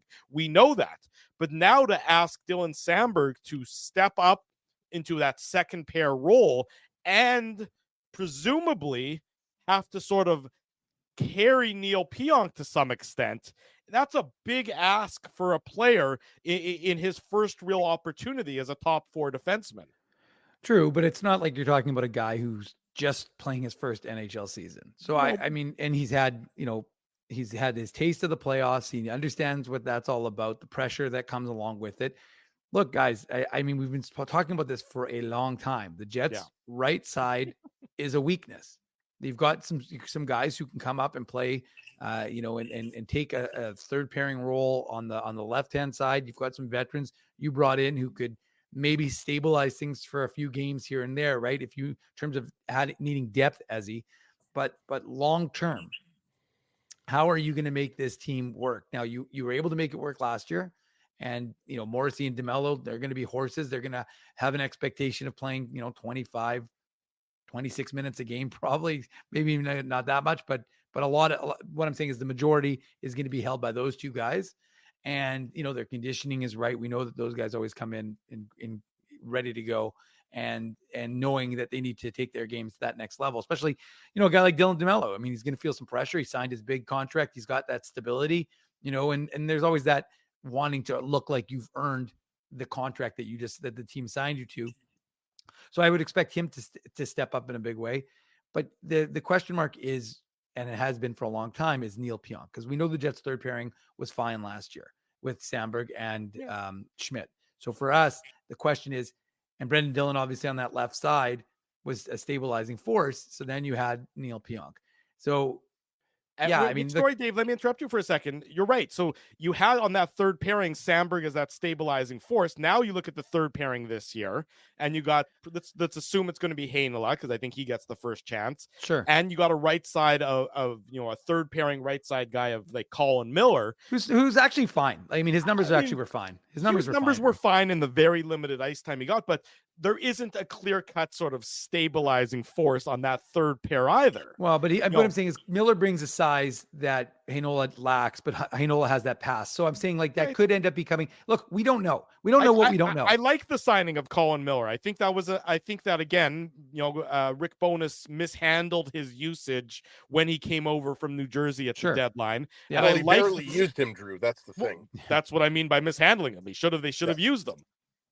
Yeah. So anyway, absolutely. And sorry, Dave, I just wanted to say, obviously training camp is still a week and a half away, and it's way too early to start breaking down, the performance of the Jets defense, because we just don't know. It's going to be a new look D this year, but there's no shortage of other question marks regarding this team, right? Like, who's going to be the backup goalie? Is it going to be Capo Kakkonen? Is it going to be Eric Comrie? It's going to be Capo Kakkonen in my mind.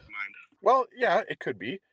I think that there's a lot of questions surrounding the special teams. Look, the Jets probably could have been a 115-point team last year if they had a top 15 power play and a top 15 penalty kill. Well, right? I think, hang on, the special teams are right up there as far as one of the biggest question marks. I think everybody expects the special teams to be better, Drew, but the Jets have to go out there and prove that. And the power play has been an issue. I mean, look, the Jets have had some good power plays. You think of those 2017 to 2019 teams when they had Patty Laine and Dustin Byfuglien back there. But, I mean, the power play, basically, we saw when Gabe Vilardi was injured, the Jets' power play was very inefficient, right?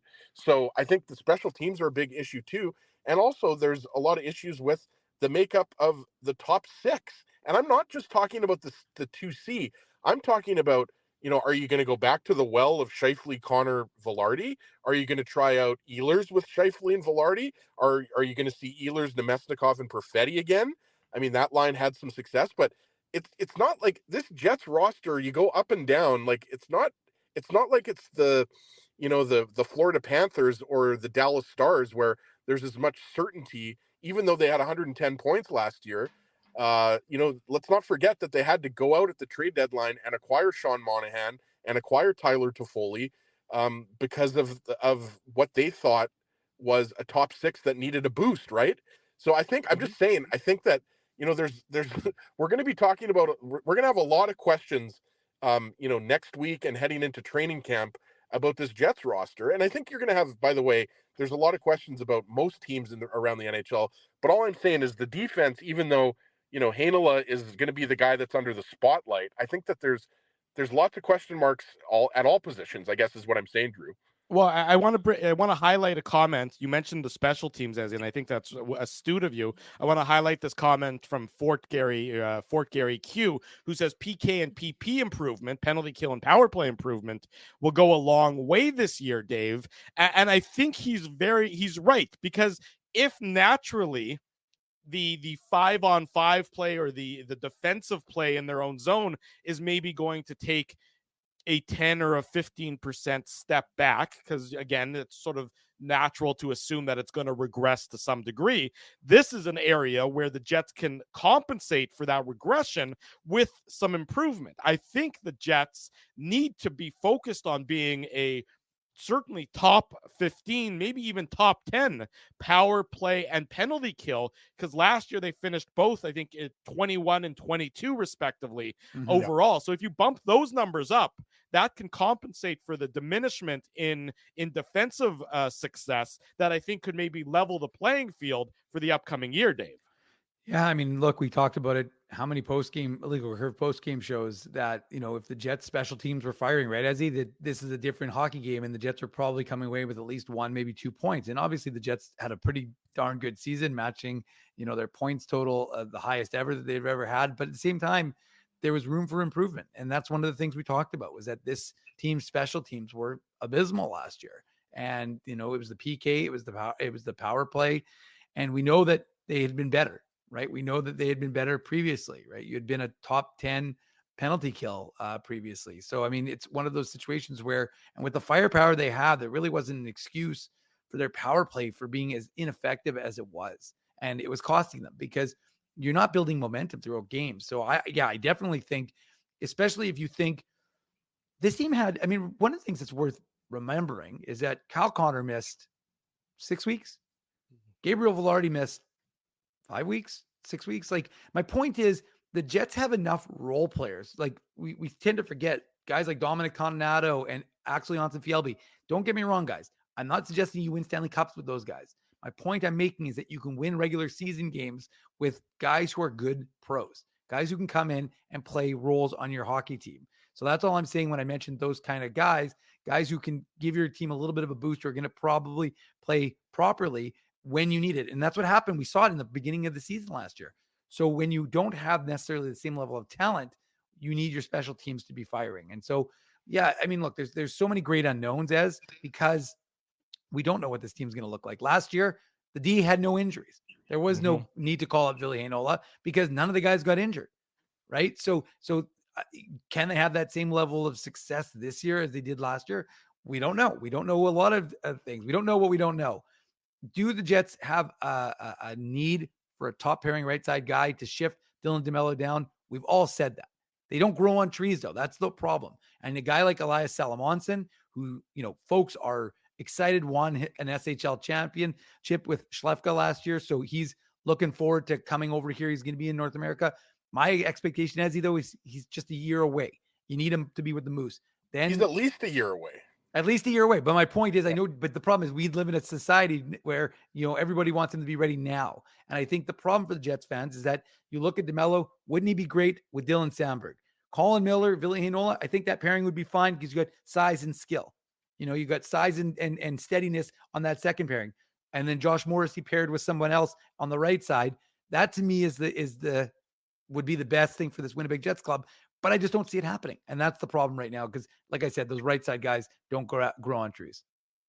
Yeah. And these are the unknowns. As you said, the Jets are not unique among the NHL about these unknowns or about these questions. This is every team, vast majority of teams at the very least are having these discussions. And you're a lot better off having a discussion about your sort of third pairing defense than you are about your top line centerman and things of that nature. Well, that's why I think, Drew, that the Jets are still a playoff team. Like, I think it's easy to say that the Jets took a little bit of a step back because they lost Monahan, they lost Toffoli, they lost Dylan, and they really only brought in depth guys, right? Like Colin Miller was their most notable signing in terms of re-signing, but it was a lot of guys for the AHL, right? Like we talked about the Dylan Couglins, the Mason Shaws, players like that. But I still think this is a playoff team because of all the star power they have up front and the fact that they have the best goalie in the world. And I still think that defense is okay. I just don't. I don't know if you could say, if you're going to say that it's average, okay. If you're going to say that it's above average, I don't know how above average it's going to be, because we just don't know what we're going to get this year with Ville Heinola. I have high expectations for him, but he's still a very young defenseman who has been coddled. Let's be honest here. And when we've seen him at the NHL level, you know, there's been the highs have been high, but the lows have been low, and he's been taken out of games, you know, when he makes a couple mistakes, right? So that third pair with Heinola and Miller is going to be big, but I think overall, looking at it from a macro level, like, it's going to be, is this Jets team going to be able to play the same brand of defensive hockey? Are they going to be able to move the puck out of their zone? You know, if they're spending too much time in their zone and they're allowing too many high danger chances and everything like that, you know, then it's going to be tough for them to repeat their 110-point season. Heinola can move the puck. Miller can move the puck. So we'll see. But I think, look, I you know, my kind of stance on the Jets, guys, here on September 7th is this Jets team is going to be fighting with, you know, Nashville. They're going to be fighting with Colorado, Dallas. Like, I think they're going to be fighting just to get into the playoffs this year. Yeah, I agree with you. I mean, I do think, look, Minnesota, St. Louis, Chicago. I mean, Chicago's going to be better, but they're still not going. They're not, you know, near a playoff team. Minnesota doesn't excite me. Yeah. St. Louis, I mean, you lose a guy like Torrey Krug as well for the year. They're you know, they're up against it. I mean, St. Louis isn't very good. No, they're not very good. I like the moves that they made to sort of get the guys out of Edmonton there, but I mean, I still think that's, you know, they're still need more reinforcements. I don't think that they're very good. Nashville, they should be pretty good, if not better than last year. You know, Dallas and Colorado, we know how good they are. Utah is going to be a much better team. I do not expect, I think that they're going to be battling for a playoff spot. I think if 4 teams make it out of the Central, the Jets are going to be in that, you know, Dallas and Colorado are going to be there, no, you know, barring, you know, I can't even imagine what's going to happen that would put those 2 teams out of the playoff position. But I see the Jets and the Jets and Nashville and Utah probably battling for the two of the playoff spots there. That's how I think this is going to be. And so the Jets, you know, they have to take advantage of that forward depth that they have. Because as I said, you know, I don't know when it was in the show, but when you have forward depth, use that forward depth, because that wins you games in the regular season. And you still need to have that same commitment to team defense, because your defense probably isn't as good as it was last year. Losing Brendan Dillon is not an insignificant loss. So you do need to find a way to sort of have all, you know, 18 skaters compensate for that loss on the back end, and make sure that the kitty bar the door philosophy that you had such great success with, the door being the high danger parts of the ice, continues for yet another year. And that's going to be, in my mind, the determining factor if this is a playoff team or not a playoff team come the end of the regular season. Well, you know, boys, you talk about forward depth. You could have a $4 million player on the 4th line. Alex Iafallo could be on the 4th line for you, especially. I mean, it will most likely be Iafallo on the 4th line, especially if Brad Lambert is in your top 6 for the Jets, right? Yeah. So, I mean, the Jets are going to score goals. Nobody's worried about the Jets' goal scoring abilities, especially if they're able to stay healthy. Dave mentioned it, right? Like the Gabe Vilardi injury, the Kyle Connor injury. Despite those injuries, the Jets kept it humming along nicely. Like, they didn't really miss a beat when Kyle Connor was out of the lineup, right? I think the record was, I forget what it was. No, they were good. It was good. It was like 15. Yeah, it was the best. 15, 5, and 3 or something like that. It was very good. Exactly, right? So, like, players, like, you expect Mark Scheifele to step up. You expect Nick Ehlers to step up in that situation. Cole Perfetti was playing well at that time. So, yeah, it's going to be a younger team. But I think Drew's 100% right. Like, that Central Division last year was good last year.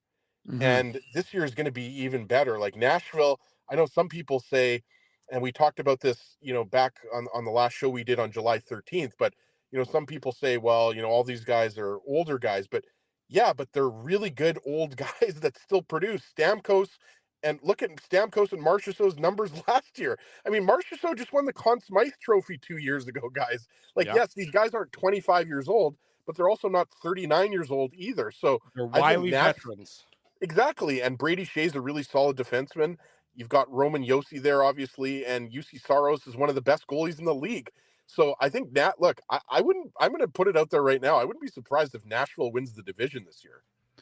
Look, I don't disagree with you, Ezzy. Dave, last thought to you before we wrap for this morning. Well, I was going to say, it's just amazing to think that this time next week we'll be breaking down the Jets and Flames prospect game that takes place at the Young Stars tournament. Of course, no post-game show following the Young Stars tournament, which probably will only be broadcast on the web, I guess. Yeah. But regardless of that, it's a lot of fun to be back talking hockey with you guys and, of course, everybody in the chat. Make sure you smash that like button and subscribe to the channel. And I want to give an IC shout out to Ted Wyman, who is, I saw the Bombers did that yesterday. That was awesome. Ted's dealing with some health issues. Keep fighting, Ted. We love you.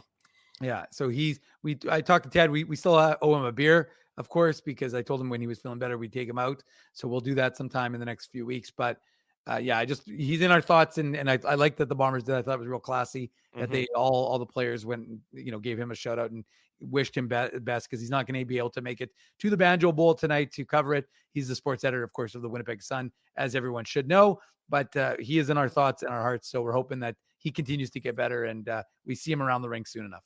Amen to that, Dave Minuk. Thanks to everyone for joining us this morning on the Illegal Curve Hockey Show, presented by our friends at Play Now. A big thank you to all the sponsors of Illegal Curve who make the Saturday show, the post-game show, and the website a possibility. That's our friends, of course, at Rumors Restaurant and Comedy Club, Play Now, Holt Dental, Boston Pizza, Tough Duck, and Seagram's. More to come as the season gets closer to fruition. It's been a great Saturday morning. It's great to come back. If you're heading to the Banjo Bowl, whatever you're doing tonight, please be safe, people. As we've learned with the tragedy with the Goudreau brothers, there is no excuse for getting behind the wheel after you've had a drink or two. Uber, taxi, bus, walk, whatever the answer is, do not get behind the wheel. I know people like to imbibe a little bit at the Banjo Bowl, but do not do that. Be safe, whatever you're going to do. Take the bus. That's what we do. When we go to Bombers games, Drew, we take the bus. It's great. It's exactly right. Somebody's going to get you there safely, and then you can have a few if you want. Do it safely, folks. Thanks so much to everyone for joining us. Smash the like button on your way out. For Dave Minuk, for Ezra Ginsburg, I'm your host, Drew Mindell. If it's Saturday for a 16th consecutive year, it is the Illegal Curve Hockey Show. Thanks for listening to this broadcast from Illegal Curve Hockey. For more great Illegal Curve content, subscribe to the Illegal Curve YouTube channel, follow at Illegal Curve on Twitter, Facebook, and Instagram, and visit your online home for hockey in Winnipeg, illegalcurve.com.